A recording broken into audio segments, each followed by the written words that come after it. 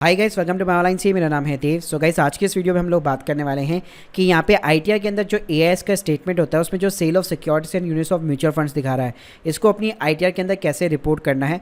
वैसे तो इसके ऊपर मैंने एक ऑलरेडी वीडियो बनाया हुआ है, लेकिन मैंने जहाँ पे आपसे केवल बातचीत की थी कि कैसे आप इनको कब आपको दिखाना चाहिए, कब आपको नहीं दिखाना चाहिए और कौन कौन सी आपको आईटीआर फाइल करनी पड़ती है। तो अगर आप लोगों ने ये वीडियो चेकआउट नहीं किया, लिंक आपको डिस्क्रिप्शन बॉक्स में मिल जाएगी, तो प्लीज़ एक बार ज़रूर चेकआउट कीजिएगा। तो गाइस, जैसे कि मैंने उस वीडियो के अंदर डिस्कस किया था कि पहले आपको इनकी रिपोर्ट्स यहाँ पे डाउनलोड करनी पड़ती है। तो जैसे इसके ऊपर आप क्लिक करेंगे, आपको दो चीज़ें दिखती है, सीडीएसएल और एनएसडीएल या फिर कैम्स या फिर के फिनटेक। तो कैम्स के फिनटेक तो म्यूचुअल फंड के साथ में डील करते हैं और सीडीएसएल जो एनएसडीएल है, इसका मतलब है आपने कोई ना कोई स्टॉक्स वगैरह सेल आउट कर रखे हैं। अब गाइस, आपको करना क्या है, अगर यहाँ पे आपको सिंपली कैम्स दिखना है तो कैम की वेबसाइट के ऊपर जाना है, लिंक आपको डिस्क्रिप्शन बॉक्स में मिल जाएगी। वहाँ से आप अपना सीधा डायरेक्टली स्टेटमेंट डाउनलोड कर सकते हैं। मैं स्टेटमेंट की शक्ल दिखा देता हूँ कि किस टाइप का स्टेटमेंट होगा। तो देखिए, इस टाइप का गाइस आपका स्टेटमेंट होगा जिसके अंदर आपको सिंपली सेल वैल्यू और बाय वैल्यू दी हुई होती है। अगर लेट्स सपोज आपके म्यूचुअल फंड आपके डीमेट अकाउंट के ऊपर ही है, जैसे कि ज़ीरोधा वगैरह हो गया, तो गाइस यहाँ पे आप सिंपली जाइए, रिपोर्ट सेक्शन के अंदर टैक्स P&L का ऑप्शन मिलेगा। यहाँ पे Q1 से Q4 सेलेक्ट कर लीजिए, तो यहाँ पे आपको अपनी equity, currency, F&O, mutual fund सारी चीज़ें आपको मिल जाती है। तो गाइस, इस वीडियो के अंदर मैं एज्यूम कर रहा हूँ कि यहाँ पे आप इंट्राडे हो गया या फिर फ्यूचर एंड ऑप्शन जिसको कहते हैं, उसके अंदर डील नहीं करते हैं। आपका सिर्फ म्यूचुअल फंड और स्टॉक मार्केट से केवल या तो कैपिटल गेन हो सकता है या फिर कैपिटल लॉस हो सकता है। तो गाइस, पहली तो चीज़ ये कि यहाँ पे आपको क्रॉस चेक करना है कि यहाँ पे जो टोटल सेल्स वैल्यू बता रहा है, क्योंकि ये जो आपको वैल्यू दिखा रही है ये सेल वैल्यू है, साथ में आपको बाय वैल्यू भी चाहिए होगी। तो पहले जैसे अगर मैं कैम्स की वेरीफाई करना चाहूँ कि 10,191 के क्या सच में मैंने म्यूचुअल फंड सेल आउट किए हैं, तो गाइस सिंपली आप अपनी जो भी रिपोर्ट यहाँ पे डाउनलोड करेंगे, तो जैसे अभी मैंने आपको दिखाई, तो आप देख सकते हैं यहाँ पे भी 10,191 रुपए की वैल्यू आ रही है। मतलब अगर मैं बात करूँ म्यूचुअल फंड की, तो आपको वैल्यू जो है वो एकदम एक्यूरेट मिलने वाली है, वहां पे आपको कोई भी कंफ्यूजन नहीं होगा। गाइस, अगर मैं बात करूँ यहाँ पे सेल ऑफ सिक्योरिटी यानी कि सीडीएसएल या फिर एनएसडीएल की, तो इसके अंदर आपका शॉर्ट टर्म कैपिटल गेन, आपका लॉन्ग टर्म कैपिटल लॉस कुछ भी यहाँ पे शामिल हो सकता है। इवन अगर आप इंट्राडे और एफ&ओ भी करते हैं तो उस केस में वो चीज़ें भी इसके अंदर शामिल हो सकती है। तो यहाँ पे आप टोटल सेल वैल्यू से जज नहीं कर सकते, ना ही क्रॉस मैच कर सकते। तो इसके लिए सिंपली आपके पास में आपका डीमेट अकाउंट का टैक्स P&L का एटलीस्ट स्टेटमेंट होना चाहिए। सो गाइस, अब बात करते हैं कि इसको आपको सिंपली रिपोर्टिंग कैसे करनी है। तो यहाँ पे सिंपली आपको आईटीआर 2 के अंदर जाना है, यहाँ तक कैसे पहुंचना है इसके ऊपर स्टेप बाय स्टेप वीडियो बना हुआ है, लिंक आपको डिस्क्रिप्शन बॉक्स में दे दूंगा।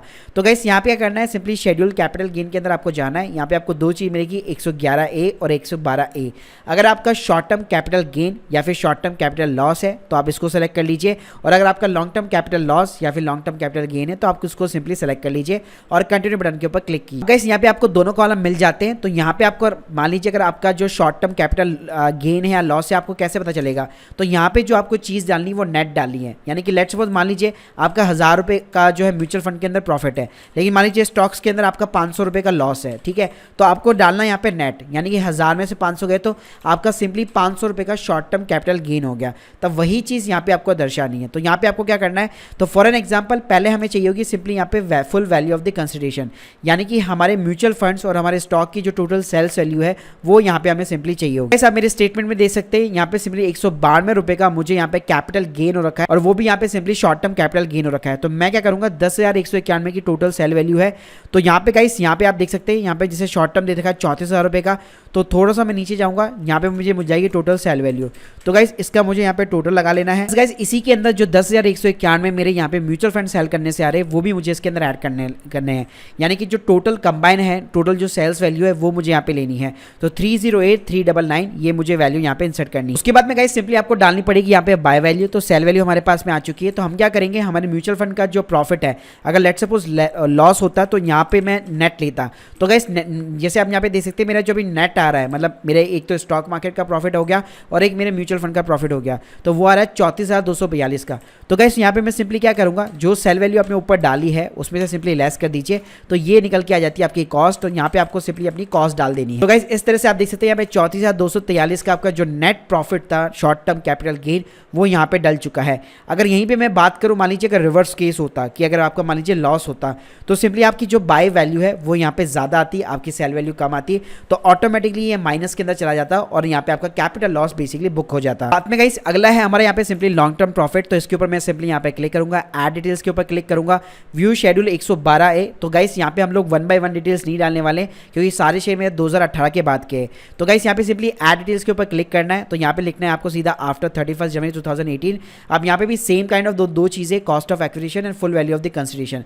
तो गाइस इसके लिए मुझे अपनी रिपोर्ट के अंदर जाना है। यहाँ पे आप देख सकते हैं टोटल सेल वैल्यू दी हुई है, मेरे नीचे चीज़ें जाऊँगा तो ये मेरे लॉन्ग टर्म ट्रेड्स हो गए, तो इसकी टोटल सेल वैल्यू दी हुई है। तो गाइस यहाँ पे भी मैंने total sale value total by value का टोटल लगा के दोनों के अंदर यहाँ पे मैंने चीज़ एंटर कर दी है। अगर मान लीजिए इसके साथ में मेरा अगर म्यूचुअल फंड के अंदर लॉन्ग टर्म कैपिटल लॉस होता तो इसके साथ में मैं यहाँ पे सेट ऑफ कर देता पहले, और एक्चुअल के अंदर जो नेट वैल्यू आती है, जो प्रॉफिट आता है या जो भी लॉस होता, तो उसके अकॉर्डिंग मेरे full value of the consideration और कॉस्ट ऑफ एक्विजिशन यहाँ पे चेंज हो सकता है। सो गाइस यहाँ पे मेरा लॉन्ग टर्म प्रॉफिट भी बेसिकली आ चुका है। कंफर्म बटन के ऊपर क्लिक करूंगा। गाइस आपको करना क्या है, जैसे यहाँ पे आप कैपिटल गेन का शेड्यूल फिलअप कर देते हैं, आपको सिंपली जाना है शेड्यूल BFLA के अंदर। क्योंकि गाइस होता क्या है, अगर आपका मान लीजिए कोई लॉस वगैरह होगा, मान लीजिए आपका कोई F&O के अंदर लॉस था या बिजनेस लॉस होगा, तो ऑटोमेटिकली यहाँ पे सेट ऑफ आ जाता है। तो यहाँ पे आप देख सकते हैं हम लोगों ने जो शॉर्ट टर्म कैपिटल देना ना वो 34,243 आ रहा है, और यहाँ पे भी 6,311 आ चुका है। अब गाइस ये जो दोनों वैल्यू है आपको एक और जगह यहाँ पे डालनी है ताकि आपकी आईटीआर के अंदर एरर ना आए। सो गाइस देख सकते हैं जैसे यहाँ पे मैं कंप्यूटर से सेट ऑफ के ऊपर क्लिक करूंगा तो ये मुझे बोल रहा है साफ साफ कि यहाँ पे आपको क्वार्टरली जो है इसका यहाँ पे आपको ब्रेक करना है। तो आपको गाइस सिंपली कंटिन्यू बटन के ऊपर क्लिक करना है। तो गाइस अगेन आपको कैपिटल गेन वाले शेड्यूल के अंदर जाना है, कंटिन्यू बटन के ऊपर क्लिक करना है। तो जैसे आप यहाँ पे क्लिक करेंगे आपको नीचे नीचे एक क्वार्टर वाइज जो है ब्रेकअप डिटेल्स यहाँ पे मिलने वाली। तो गाइस यहाँ पे एक F कॉलम दिया हुआ है, आपको ऐड डिटेल्स के ऊपर सिंपली क्लिक करना है। तो सबसे पहले हम लोग चलते हैं शॉर्ट टर्म कैपिटल गेन पे, जो कि है 34,243 का। तो गाइस यहाँ पे क्या करना है, लोग वैसे क्वार्टर वाइज डालना पसंद करते हैं, लेकिन मैं आपको सिंपली एक शॉर्टकट तरीका बताता हूँ। आप सिंपली एक ही क्वार्टर को चूज कर लीजिए और एक ही क्वार्टर के अंदर पूरा डाल दीजिए। यानी कि मतलब क्या हो गया, 34,243 दिया हुआ है, तो मान लीजिए मैंने फर्स्ट क्वार्टर के अंदर इसको सिंपली इंक्लूड कर दिया। वैसे गाइस आपका लॉन्ग टर्म कैपिटल गेन रखा है 6,311 का, तो यहाँ पे जो 10% वाला कॉलम होगा उसके अंदर हम लोग सिंपली फर्स्ट क्वार्टर के अंदर ही पूरा long term capital gain add कर देंगे। इससे यहाँ पे आपको एरर नहीं आएगा। कहीं दूसरा जो लोगों को एरर आता है वो आता है डिविडेंड का। तो गाइस यहाँ पे आपको सिंपली जो अदर सोर्सेस वाला कॉलम है उसके अंदर यहाँ पे जाना है। इसके अंदर भी गाइस आपको जो डिविडेंड है यहाँ पे आपको जो भी दिखाई दे रहा है, जैसे यहाँ पे दिख रहा है आपको 6,874, ये ऑटो प्रीफिल्ड होकर आएगा। तो आपको नीचे नीचे जाना है, यहाँ पे कॉलम एक 10 दिया हुआ है, तो यहाँ पे आपको क्या करना है, आपको वैसे क्वार्टर वाइज पूछेगा, लेकिन आप पूरा का पूरा एक फर्स्ट क्वार्टर के अंदर भी यहाँ पे डाल सकते हैं, कोई दिक्कत नहीं है। अगर आप इस तरह से यहाँ पे लेके चलेंगे तो आपका आईटीआर 2 के अंदर कभी भी एरर नहीं आएगा। अब गाइस बाकी के शेड्यूल कैसे फिलअप करने हैं वो आपको इस live step by step video के अंदर मिल जाने वाले हैं, और सारे सपोर्टेड लिंक मैं आपको डिस्क्रिप्शन बॉक्स में देने वाला हूँ। So guys hope you like this video, please subscribe channel. अगर आप लोग एक टैग एक्सपर्ट के थ्रू अपनी आईटीआर फिलअप कराना चाहते हैं, लास्ट डेट 31 जुलाई है, तो गाइस आपको लिंक जो है सिंपली डिस्क्रिप्शन बॉक्स में मिल जाएगी। Thank you guys, thank you very much.